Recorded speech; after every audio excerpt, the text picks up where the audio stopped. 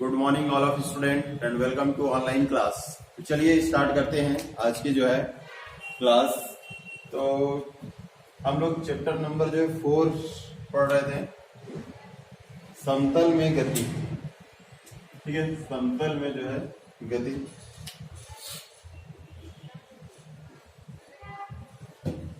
समतल में गति, मोशन इन प्लेन। क्लियर है? तो आज क्लियर है कि नहीं है, एक बार बता दीजिए, फिर मैं आगे बढ़ता हूं। हाँ सर, ठीक है। ठीक है।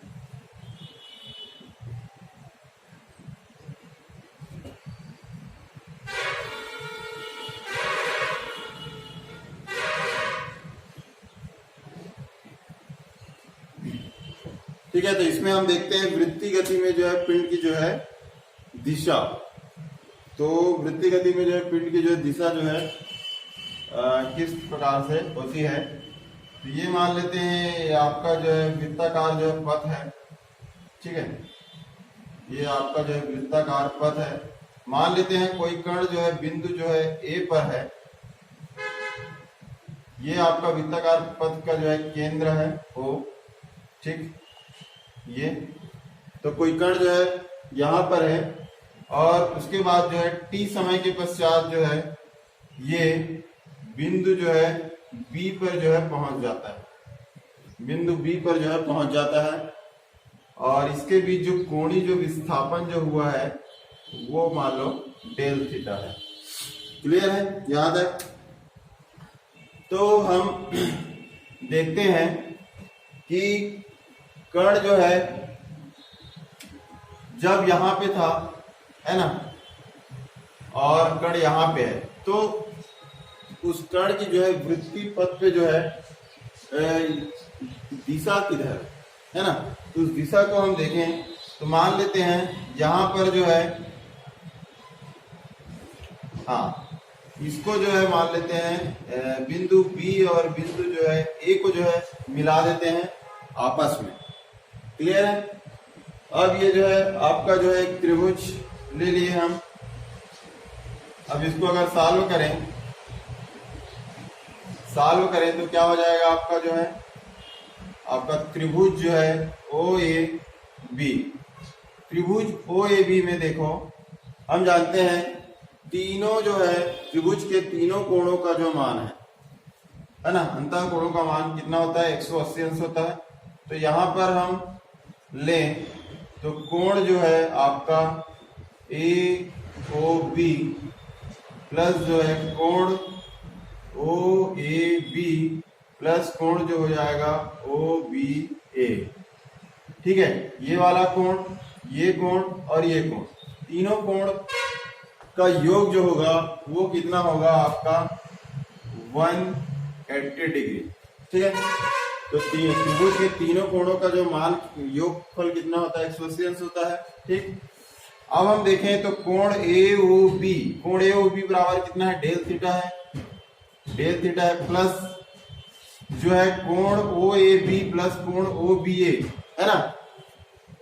यहां से जो है वृत्त के जो है वृत्त की परिधि से के किसी भी पॉइंट से, है ना, यहाँ केंद्र की जो दूरी कहलाती है त्रिज्या, और ये दूरी जो है समान होती है।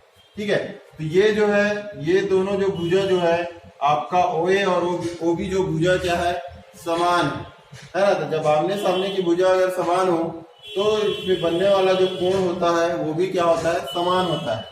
तो हम इसको जो है लिख सकते हैं, ये दोनों जो है एक ही समान है, तो इसको आप जो है लिख सकते हो कोण ए बी प्लस इसको भी आप लिख सकते हो कोण ए बी, है ना। ओ ए बी बराबर ये कितना हो जाएगा? 180 हो जाएगा। अब ये हो गया डेल थीटा। डेल थीटा को जो है इधर जो है ट्रांसफर कर दो, है ना, आगे स्टेप में करेंगे। प्लस इसको मैं कोण ओ ए बी को मान लो कोण ए लिख दूं तो प्लस ए भी हो जाएगा कोण ए बराबर जो है 180। क्लियर है? अब ये दोनों जो जुड़ के हो जाएगा 2 कोण ए बराबर डेल थीटा को हम इधर पक्षांतर कर देंगे, प्लस है तो माइनस में आ जाएगा 180 माइनस क्या हो जाएगा? डेल थीटा हो जाएगा। क्लियर? अब कोण ए बराबर क्या हो जाएगा? 2 इधर आ जाएगा, इसके साथ जो है गुणा है तो इधर आके भाग हो जाएगा, तो 180 माइनस जो है डेल थीटा, ये हो जाएगा 2 और ये हो जाएगा आपका जो है 2, तो ये भाग देंगे तो ये हो जाएगा आपका 90 माइनस जो है डेल थीटा मान क्या हो जाएगा 2। ये किसके बराबर है? कोण ए के बराबर है। क्लियर है? अब चूंकि जानते हो डेल थीटा मतलब कि यहाँ पे जो बनने वाला कोण है वो क्या है? डेल थीटा, डेल लग गया है मतलब कि अल्प कोण है, छोटा कोण बना हुआ है। अब छोटे कोण में आप 2 का और जो है भाग दे रहे हो तो इसका मान क्या हो जाएगा? वैल्यू और बहुत नगण्य हो जाएगा। क्लियर है? तो इस वाले जो है पद को जो है नहीं लेते हैं, है ना, बहुत नगण्य पद है इसलिए इसको नहीं लेंगे। तो कोण ए का जो मान है वो कितना हो जाएगा आपका? 90 डिग्री हो जाएगा। मतलब कोण ए का जो मान है वो कितना हो जाएगा? 90 डिग्री हो जाएगा। अब जब कोण ए का मान जब 90 डिग्री है तो कोण बी का भी मान क्या होगा? 90 डिग्री होगा, क्योंकि दोनों जो है यहां से यहां तक दोनों आमने सामने की भुजा जो है बराबर है। इसलिए अब यहाँ पे 90 डिग्री हो रहा है मतलब कि यहाँ पर हम लंब खींचेंगे, ये लंब, तभी तो यहाँ पे क्या है बनेगा, जो कोण है वो कितना होगा आपका जो है 90 डिग्री का होगा। ठीक, इसी प्रकार जो यहाँ पर भी एक जो है हम लंब खींच देंगे तो यहाँ पे बनेगा क्या है 90 डिग्री का, है ना। लंब क्यों खींच रहे हैं? क्योंकि यहाँ पर कोण ए बराबर कितना बन रहा है? 90 अंश बन रहा है, इसलिए जो है इस यहाँ पर एक लंब जो है खींच रहे हैं। अब ये जो लंब खींच रहे हैं मतलब इसी को क्या बोलते हैं? स्पर्श रेखा, है ना। ये वृत्त के जो है किसी बिंदु पर हम ये जो लंब खींच रहे हैं इसी को क्या बोलेंगे? स्पर्श रेखा बोलेंगे। ठीक है, अब इसका मतलब क्या समझ रहे हो? मतलब कि कोई पिंड अगर वृत्ति जो गति कर रहा है तो उसकी जो दिशा होगी वो स्पर्श रेखा की दिशा होगी, है ना। स्पर्श रेखा के जो है दिशा की ओर जो है उसकी जो है दिशा होगी। समझ में आया कि? तो वृत्ति गति करते हुए जो है पिंड की जो दिशा है आपका वेग की जो दिशा है वो स्पर्श रेखा की जो है दिशा में होगी। क्लियर है? यहां तक समझ आया कि नहीं आया? देखते हैं अभिकेंद्री बल। तो अभिकेंद्री बल में क्या बता रहा था कि किसी भी कण या किसी भी पिंड को अगर वृत्ताकार मार्ग में गति करना है तो उस वृत्ताकार मार्ग में गति करने के लिए उसे एक अभिकेंद्री बल की जो है आवश्यकता होती है। ठीक है, अभिकेंद्री बल, मान लेते कण है ये वृत्ताकार मार्ग में गति कर रहा है तो इस पर जो है इसको वृत्ताकार मार्ग में गति करने के लिए अभिकेंद्री बल की आवश्यकता होती है, और वो अभिकेंद्री बल जो है केंद्र की ओर लगता है। अभिकेंद्री बल किधर लगता है? केंद्र की ओर जो है लगता है। ठीक है, तो इसी बल को जो है देखेंगे, है ना, इसको जो है सिद्ध करेंगे। तो चलिए अब हम सॉल्व करते हैं। तो वही जो है फिर से जो है बना लेते हैं, है ना। मान लेते हैं वृत्ताकार जो है मार्ग है, यहाँ पे कण जो है ए है, ठीक है, ये इसका जो है केंद्र है, केंद्र O, और ये जो है t समय के पश्चात जो है बिंदु जो है B पर जो है पहुंच जाता है। ठीक है, अब यहाँ पर हम स्पर्श रेखा जो है खींच देते हैं। मान लेते हैं यहाँ पर बिंदु जो है, यहाँ पे जो है कण का जो है वेग की जो दिशा है वो आपका जो है इधर है, स्पर्श रेखा की जो है दिशा इस तरफ है, v1 की जो है दिशा। इसी प्रकार यहाँ पर अगर स्पर्श रेखा खींचा जाए तो ये हो जाएगा आपका जो है यहाँ पर जो है v2 की। यहाँ पे जो कण की जो वेग की जो दिशा है वो इस तरफ है, और यहाँ पे जो है कण के वेग की दिशा जो है इस तरफ है। क्लियर है?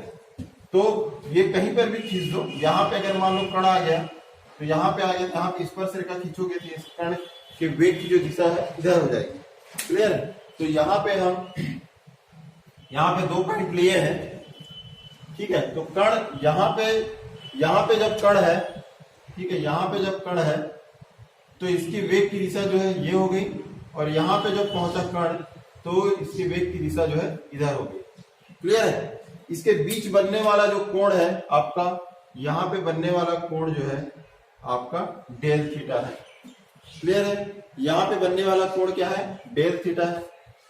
तो यहाँ पर भी बनने वाला कोण का मान भी क्या हो जाएगा आपका? डेल थीटा हो जाएगा। क्लियर है? यहाँ पे भी बनने वाले कोण का मान कितना हो जाएगा, डेल थीटा हो जाएगा। ठीक है, ये तो चलिए अब हम आगे देखते हैं। अब हम देखें ये वाला जो वेग की जो दिशा है, ये पहुंचे थे कि वृत्ताकार मार्ग में अगर कोई कण गति कर रहा है तो यहाँ पर जो है अगर कण है तो इसके जो है वेग की जो दिशा है स्पर्श रेखा की दिशा में इधर होगी, और यहाँ पे पहुंचने पर इसकी दिशा जो है इधर होगी। ठीक है, इसके बीच बनने वाला कोण जो है आपका डेल थीटा है। तो स्पर्श रेखा को अगर आगे इधर बढ़ाया जाए, यहाँ पे जो बनने वाला कोण है ये भी क्या होगा, आपका डेल थीटा होगा। ठीक, अब हम देखें तो ये आपका जो है ये वाला जो V1 है और ये V2 है, ये V1 हुआ और ये हो गया आपका जो है V2 हो गया। इस V1 और इस V2 को मैं यहाँ पे अलग से आपको बता रहा हूँ। ठीक है, ये इस प्रकार से, और इसको अगर जो है आगे जो है ऐसे जो जोड़ दिया जाए तो इस प्रकार से बनेगा। और इसके बीच बनने वाला कोण क्या है, डेल थीटा है। इसके बीच बनने वाला कोण क्या है, डेल थीटा है आपका। ठीक है, तो इसके बीच बनने वाला डेल थीटा का मान बहुत कम है ना, बहुत कम है एकदम। ठीक है, बहुत जो है छोटा मान है। तो जब छोटा मान हो तो यहाँ पर जो खींचा गया है ये है ना, इसको हम जो है चाप भी बोल सकते हैं। ठीक है, यहाँ पे जो है एक्चुअल में चाप मतलब इस प्रकार से होता है। ठीक है, अब ये तो एकदम जो है प्लेन लाइन दिखाई दे रहा है ना, एक सरल रेखा में दिखाई दे रहा है। लेकिन जब यहाँ पर का जो कोण होगा उसका मान अगर बहुत जो है न्यूनतम हो तो इसको हम जो है चाप भी जो है पढ़ सकते हैं। ठीक है, चाप भी जो है माना जाता है। तो हम देखें अगर तो यहाँ पे मान लेते हैं ये पिंड सी ले ले, ये हो गया सी, और इसको मान लेते हैं पी, और ये मान लेते हैं क्यू। ठीक है, तो हम देखें तो त्रिभुज जो है सी पी क्यू में, त्रिभुज जो है सी पी क्यू में जो है आपका कोण बराबर जो है चाप बटे जो है त्रिज्या है ना। कोण बराबर चाप बटे त्रिज्या। तो कोण क्या है, डेल थीटा है। डेल थीटा बराबर चाप, चाप मतलब आपका पी क्यू, पी क्यू मतलब कि आपका इसका जो है परिणामी हो जाएगा डेल बी। ठीक है, ये तो डेल बी बटे क्या हो जाएगा आपका त्रिज्या। त्रिज्या मतलब कि दोनों में से कोई भी एक को हम लेंगे है ना, मान लेते हैं आपका V1। ठीक है, अब ये दोनों जो है परिमाण में बराबर है, ये दोनों जो है परिमाण में बराबर है। V1 बराबर है आपका V2 का, परिमाण में बराबर है, लेकिन दिशा इसकी अलग अलग है ना। आपका V1 और मापांक V1 बराबर मापांक V2 बराबर V की है, V मतलब अदिश राशि है ना। तो इसको परिमाण में बराबर है लेकिन दिशा विपरीत है, इसलिए इसमें एरो का निशान नहीं लगाया। क्लियर है, तो V1 V2 इसको हम जो है V लिख सकते हैं, क्योंकि इसकी दिशा इस तरफ है, इसकी दिशा जो है इस साइड है। दोनों की दिशा जो है अलग है, लेकिन दोनों का जो है परिमाण जो है बराबर है। ठीक है, परिमाण में जो है दोनों जो है बराबर है।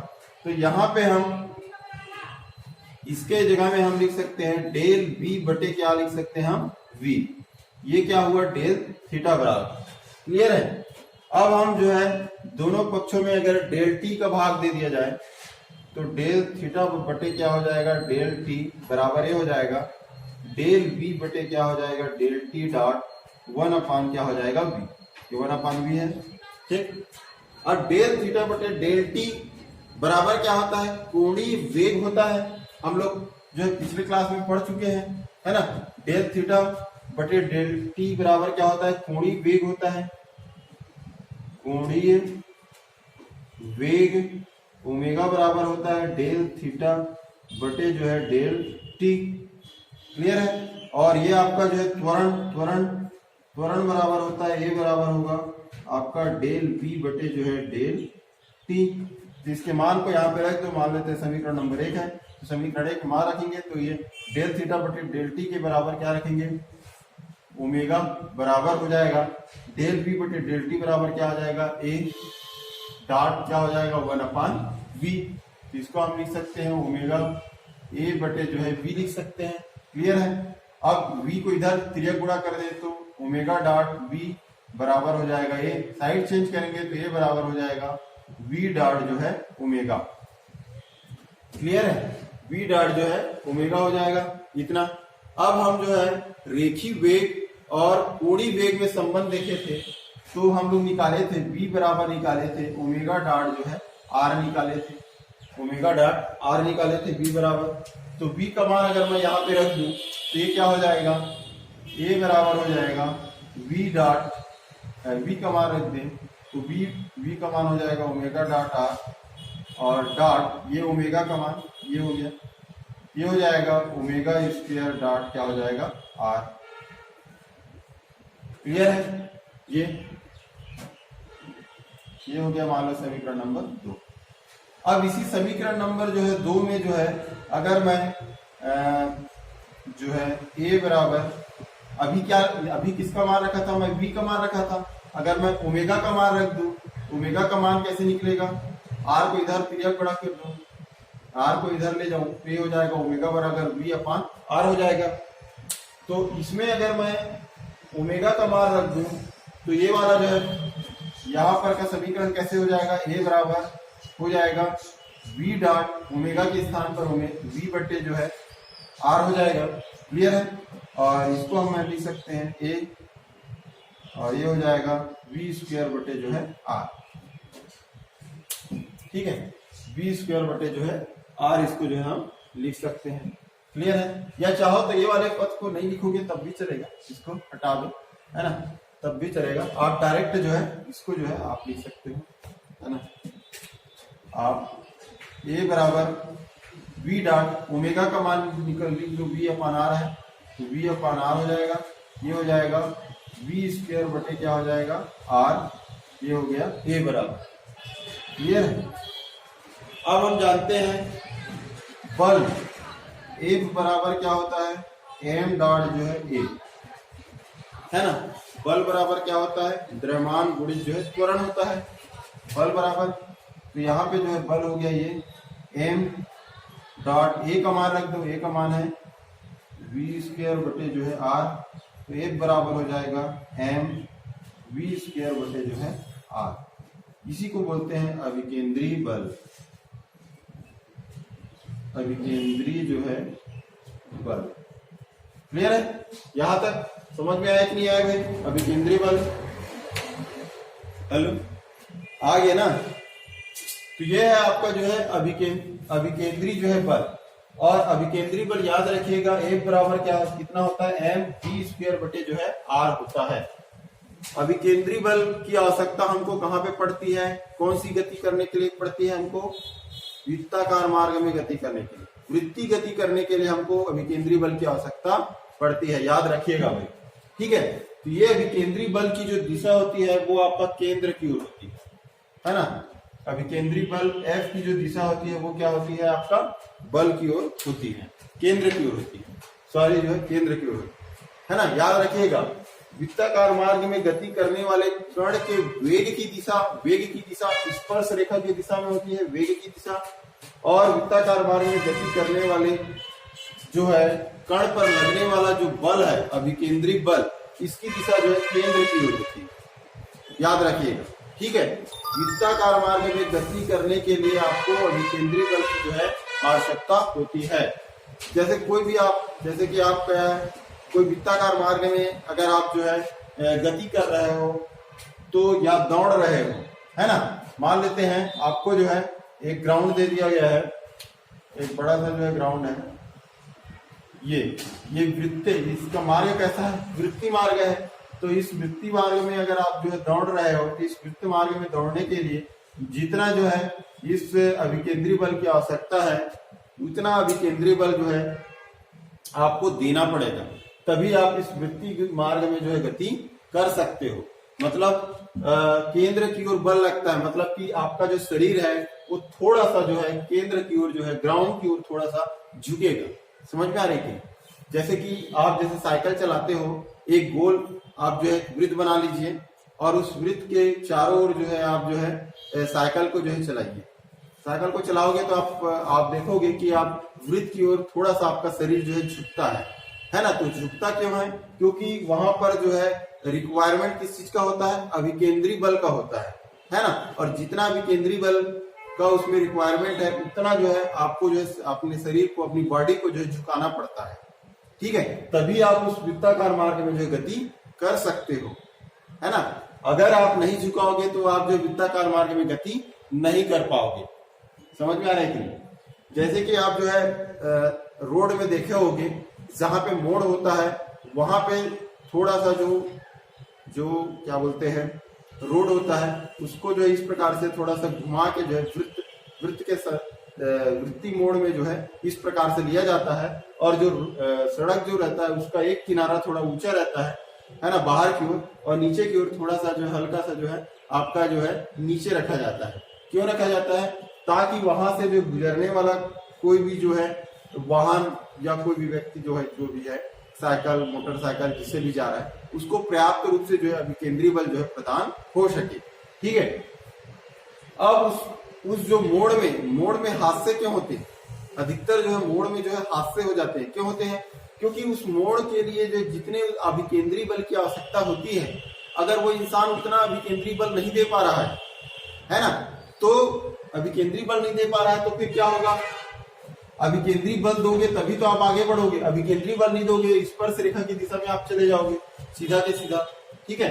तो अगर जो है अधिकतर जो है रोड में जो है मोड़ के पास जो हादसे होते हैं वो इसी वजह से होते हैं कि अगर जो मोड़ है यहाँ पे हल्का सा ऐसा जो है मोड़ लिया हुआ है, और अगर आप जो है 70-80 की स्पीड में अगर आ रहे हो, 70-80 की स्पीड में चलाते आ रहे हो, और इसको जो है अभिकेंद्री बल प्राप्त करने के लिए, जहां पर जितना रिक्वायरमेंट अभिकेंद्री बल है उतना प्राप्त करने के लिए आपको अपनी स्पीड को कम करना पड़ेगा, ठीक है। आप अपनी जो है गाड़ी की जो स्पीड को, बाइक का या कार का जिसका भी स्पीड है, उसकी स्पीड को अगर आप कम नहीं करते हो तो आप जो है उतनी तेजी के साथ इसमें आप मोड़ नहीं पाओगे, क्योंकि आपको उतना जो है अभिकेंद्री बल प्राप्त नहीं हो पाएगा।